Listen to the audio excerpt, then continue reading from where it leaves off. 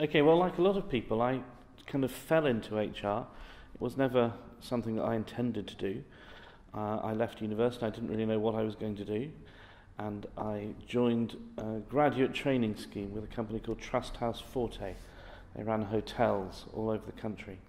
And as part of the training scheme, I was asked to do all kinds of different jobs. So I did every job in the hotel, all the management jobs, all the other jobs.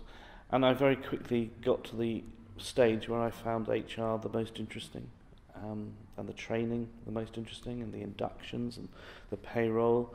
And I just thought that was the best way of going. So I became an HR manager, or personnel manager as we were in those days, personnel manager in hotels. And then I've stayed in it there onwards. I first got involved in human resource work when I worked in hospital management, so working in a hospital in North London.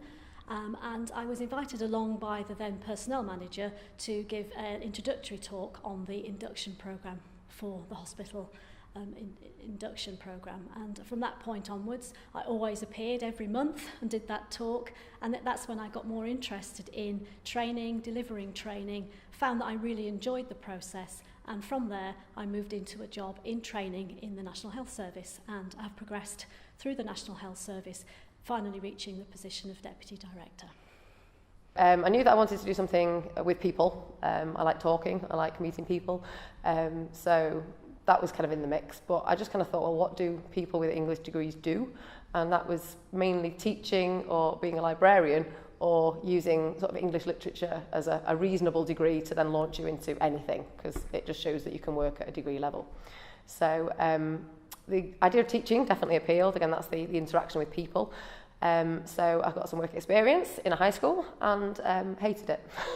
So, it was not a nice week.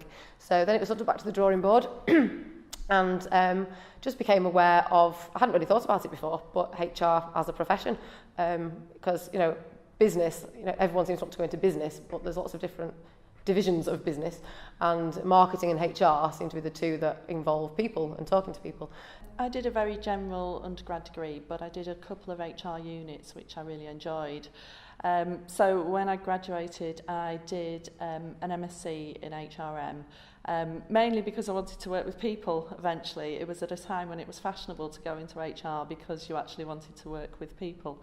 Now I realise it's very important that you really do want to work with people. So I did my MSc in HRM, and since then I've done various jobs in the private sector and the public sector. I got into HR through quite a long route with some common themes to it. So I'd studied politics at university, and I was really fascinated by the experience that people have at work as well as politics. So I went to work for a big trade union for 5 years. I left that, I moved to Spain, I started off teaching English and then quite quickly moved into training roles. So I stayed there for 4 years doing that, and really learnt more about developing people's performance, and I was in and out of a lot of different kinds of organisations, so learnt more about how those work. Then I did a master's in HR, which was really, really fascinating, and then after that went on to a range of HR and training and development jobs in national and international companies.